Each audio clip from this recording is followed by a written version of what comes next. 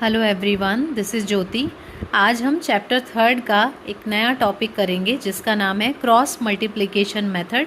ये भी pair of linear equations को सॉल्व करने का एक मेथड है। जैसे हमने सब्स्टिट्यूशन मेथड पढ़ा, एलिमिनेशन मेथड पढ़ा, ग्राफिकल मेथड पढ़ा, वैसे ही क्रॉस मल्टीप्लिकेशन मेथड होता है।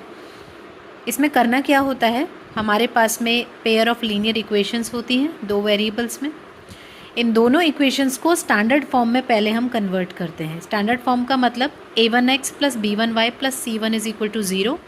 पहला टर्म x का, दूसरा y का, तीसरा कांस्टेंट।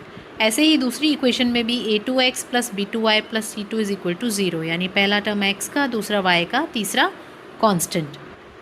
अगर हम इन दी गई इक्वेशंस को स्टैंडर्ड फॉर्म में लिखें तो वो ऐसी हो जाएंगी। हम 5 को इधर ट्रांसफ़र करेंगे, ये हो जाएगा x plus Y minus 5 is equal to 0। Second equation में 1 को इधर ट्रांसफ़र करेंगे तो ये माइनस का 1 हो जाएगा, x minus Y minus 1 is equal to 0।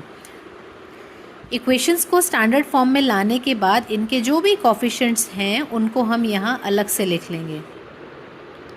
अब इक्वेशन को स्टैंडर्ड फॉर्म में कन्वर्ट करने के बाद इनके जो भी कोफिशिएंट्स हैं उनको हम यहाँ अलग से लिख लेंगे। x के साथ में 1 है क्योंकि कुछ नहीं है, इसका मतलब 1 है। y के साथ में 1 है कोफिशिएंट, c1 की जगह पे -5 है। तो ये तीनों हमने सीक्वेंस से, लाइन से यहाँ पे लिख लिए। ऐसे ही सेकेंड वाले इक्वेशन में 1, -1 और -1 ये यहाँ पे लिख लिए। ओके, अब हम क्या करेंगे, कोफिशिएंट्स को एक एक बार लिखने के बाद फर्स्ट और सेकंड लाइन में जो कोफिशिएंट्स हमने लिखे हैं उनको एक बार और यहाँ रिपीट करेंगे। 3 कोफिशिएंट्स हमने लिख दिए थे, उसके बाद 1 को एक बार यहाँ और लिखेंगे और नेक्स्ट जो लाइन में 1 और -1 आ रहे हैं उनको यहाँ पे रिपीट करेंगे। उससे क्या होगा, हमारी कैलकुलेशन आसान हो जाएगी। इसके बाद हम 3 रेशियोज़ लेंगे। पहला रेशियो होगा x, दूसरा होगा y, तीसरा होगा 1। इनके अपॉन में हमें नंबर्स लिखने हैं। वो नंबर्स हमें कहाँ से मिलेंगे, यहाँ से। तो जब हमें x के अपॉन में कुछ लिखना है तो हम फर्स्ट वाले कॉलम को छोड़ देंगे, सेकंड और थर्ड वाले को लेंगे। कैसे मल्टीप्लाई करेंगे, या तो आप ऊपर से नीचे पहले कर लो और नीचे से ऊपर बाद में कर लो, या फिर आप नीचे से ऊपर पहले कर लो, ऊपर से नीचे बाद में कर लो। इट्स अप टू यू, लेकिन आपको सीक्वेंस सेम रखनी है हर बार। अब मैं ऊपर से नीचे पहले कर रही हूँ तो मैं 1 का -1 से मल्टीप्लाई करूँगी, मेरे पास आएगा -1। उसके बाद मैं -1 का -5 से करूँगी, आंसर आएगा 5। तो यहाँ मैं 5 लिख दूँगी और इन दोनों के बीच में एक माइनस हम अपनी तरफ से लगाएंगे। ऐसे ही जब हम y पे चलेंगे तो y के लिए हम सेकंड वाले कॉलम को छोड़ देंगे, थर्ड और फोर्थ से सेम चीज़ हम रिपीट करेंगे जो अभी हमने की। बस हमें ध्यान रखना है, अगर हम ऊपर से नीचे पहले मल्टीप्लाई कर रहे हैं तो हमें ऊपर से नीचे ही मल्टीप्लाई करना है हर बार। y के लिए हमने सेकंड कॉलम को स्किप किया, आगे के 2 कॉलम्स हमने लिए और इनमें -5 को जब हमने 1 से मल्टीप्लाई किया, माइनस का 5 आया।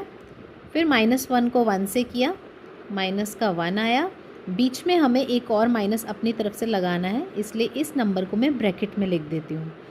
उसके बाद 1 के लिए चलना है तो हमने फर्स्ट कॉलम स्किप किया, second time second column skip किया, थर्ड टाइम हम थर्ड कॉलम को स्किप करेंगे, फोर्थ और फिफ्थ को लेंगे। तो 1 को -1 से मल्टीप्लाई करने पे आएगा माइनस का 1, 1 को 1 से मल्टीप्लाई करने पे आएगा 1 और बीच में हमें लगाना है माइनस।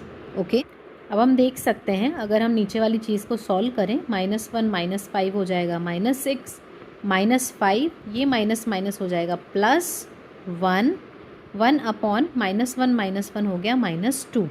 और सॉल्व करें, x upon -6 is equal to y upon -5 + 1 हो गया -4 इक्वल्स टू 1 अपॉन -2। जब हमारे पास में x के, y के और 1 के अपॉन में सिंगल वैल्यूज़ आ जाएंगी तो हम दो के रेशियोज़ लेके कंपेयर करेंगे। फर्स्ट को लास्ट वाले से कंपेयर करेंगे, x upon -6 equals to 1 upon -2। इससे हमारे पास में x की वैल्यू आ जाएगी। x के अपॉन में जो भी नंबर है उसको जब आप उधर ट्रांसफ़र करोगे तो ये डिवीजन से मल्टीप्लिकेशन में जाएगा और ये बनेगा -6 इंटू 1 अपॉन -2। -2 से -6 कैंसिल होगा 3 टाइम्स, तो x की वैल्यू आएगी 3। अब हम सेकेंड और थर्ड रेशियो को कंपेयर करेंगे, y upon -4 equals to 1 upon -2। -4 को उधर ट्रांसफ़र करेंगे, मल्टीप्लाई में जाएगा, -4 इंटू 1/-2, तो y की वैल्यू हमारे पास में आई 2, क्योंकि 2 जो है 4 को 2 टाइम्स कैंसिल करेगा। तो हमारा जो सोल्यूशन आया वो है x की वैल्यू 3 और y की वैल्यू 2। यही दो इक्वेशंस मैंने अपने प्रीवियस वीडियोस में भी ली हैं, जिसमें हमने एक जगह पे सब्स्टिट्यूशन मेथड यूज़ किया है, एक जगह पे एलिमिनेशन मेथड यूज़ किया है। दोनों ही मेथड में हमारे पास में आंसर 3 और 2 ही आ रहा है, और अगर आप क्रॉस मल्टीप्लिकेशन मेथड लगाएंगे तब भी आपका आंसर 3 और 2 ही आएगा। ये सब अलग अलग मेथड हैं in pair of linear equations को सॉल्व करने के, लेकिन ये आंसर पे कोई फ़र्क नहीं डालते हैं। ओके, अगर आपको मेरा वीडियो पसंद आया तो प्लीज़ इसे लाइक कीजिए। इस तरीके के और वीडियोस के अपडेट्स आपको टाइम से मिलते रहें, इसके लिए बेल आइकन को प्रेस कीजिए और उन लोगों के साथ में शेयर कीजिए जिन्हें इसकी ज़रूरत है। Thank you so much for watching.